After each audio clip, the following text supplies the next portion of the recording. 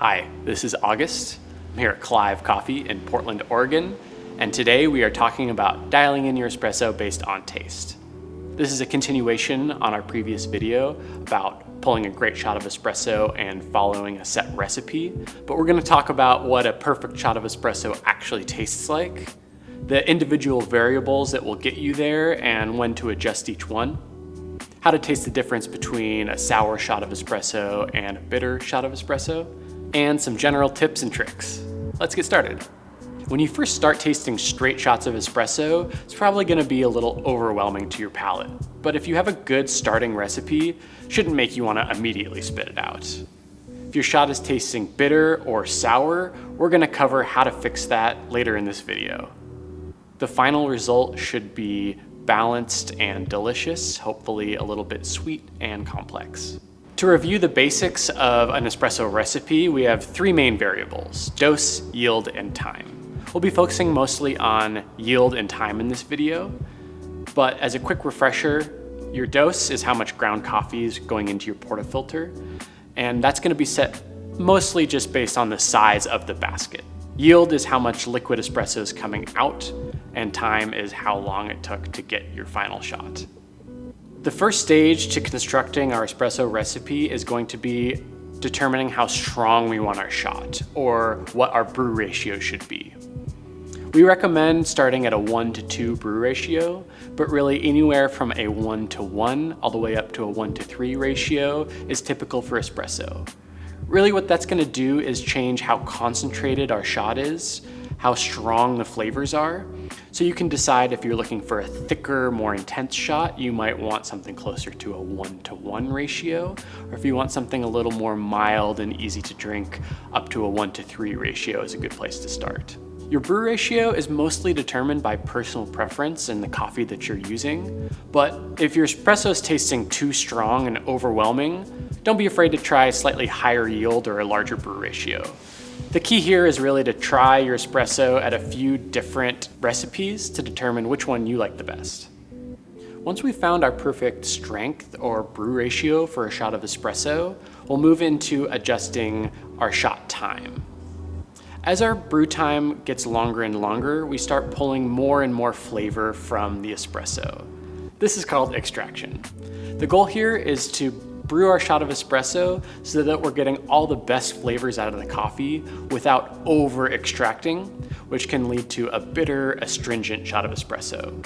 On the other hand, under extracting your coffee or not brewing it long enough can lead to a sour, sharp shot of espresso. At first, it can be a little difficult to taste the difference between sourness and bitterness.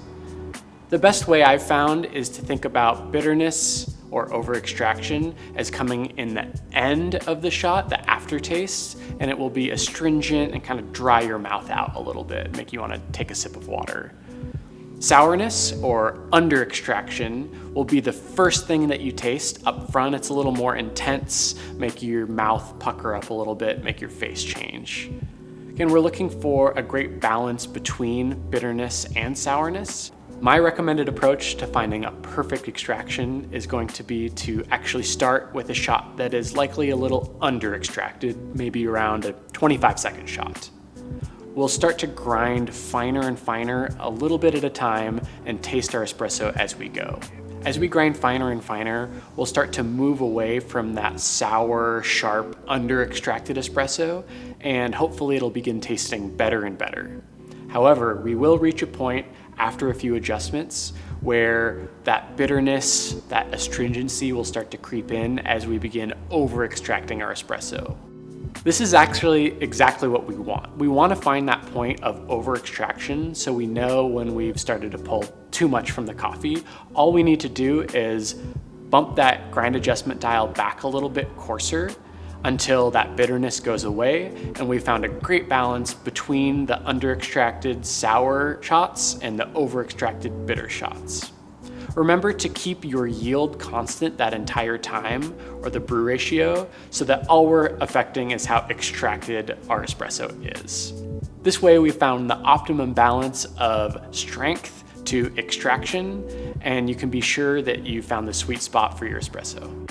So to recap that process, we're going to first find the perfect strength for our shot of espresso, and then we're going to start changing our grind setting to affect how extracted it is. We're looking for that point of extraction where the coffee is almost over-extracted. We're pulling all the best flavors from the coffee that we can without overdoing it. The most difficult part of this process is having your palate get used to those sensations of bitterness and sourness. Really, the only way to do that is to taste a lot of coffee. Taste espresso shots at home that you know probably aren't perfect. Go out and order a lot of shots of espresso at cafes to really get your palate comfortable tasting espresso. Take notes as you dial in. Keeping a log of your dose, your yield, and your time can be really useful to reference when you're pulling great shots and you want to know exactly what you did, or when you want to know what you should adjust to get a better shot next time. Another tip to make this whole process much easier is to go to your favorite local coffee shop and buy a bag of coffee that you know you already enjoy. That way you're not starting completely from scratch and you know what that end result should probably taste like. Remember that going through a lot of coffee as you first start to learn how to dial in espresso is totally normal. Purging the grinder a lot as you make grind adjustments, and even just pulling a lot of shots and tasting them as you go is the best way to figure out this whole process. Finally, don't worry too much about the more advanced tools and tricks that you might read about on our website or other websites. Things like adjusting the temperature of your espresso machine, different methods of distribution, all sorts of other techniques are out there and they're great tools to have fun with, but focusing on the basics is going to be the best, simplest way to get started pulling great shots of espresso. Just remember, have a lot of fun as you dial in your perfect shot of espresso. Like and subscribe for more coffee tips, and if you have any questions along the way, give us a call. Thanks so much for watching.